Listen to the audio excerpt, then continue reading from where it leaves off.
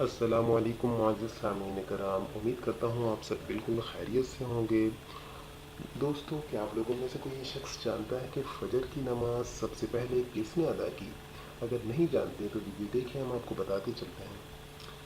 اللہ پاک نے جب آدم علیہ السلام کو جنت سے اس دنیا میں اتارا تو اس دنیا میں گپ اندھیرا اور تاریکی تھی، اور فرماتے ہیں کہ وہ وقت کتابوں میں آتا ہے، وہ وقت صبح صادق سے پہلے کا وقت تھا۔ جب آدم علیہ السلام نے اتنی تاریکی کو دیکھا، اتنی تاریک دنیا کو دیکھا، گپ اندھیرے کو دیکھا، تو وہ سوچنے لگے کہ اس تاریک دنیا میں، اس اندھیری دنیا میں ساری زندگی کیسے گزرے گی۔ ابھی اسی پریشانی کے عالم میں تھے، اسی پریشانی کے عالم میں سوچ ہی رہے تھے کہ اسی سوچ میں اللہ پاک نے صبح صادق کا وقت طلوع فرما دیا۔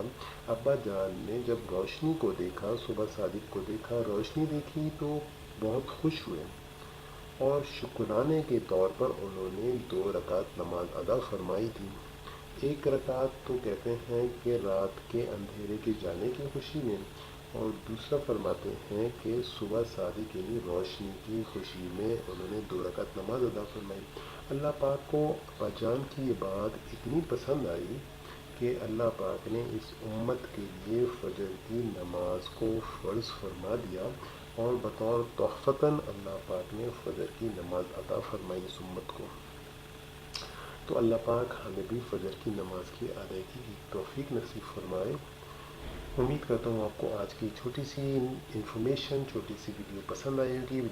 مزید ویڈیوز دیکھنے کے لیے میرے چینل کو ضرور سبسکرائب کیجیے، لائک کیجیے اور دوسروں کے ساتھ شیئر کیجیے۔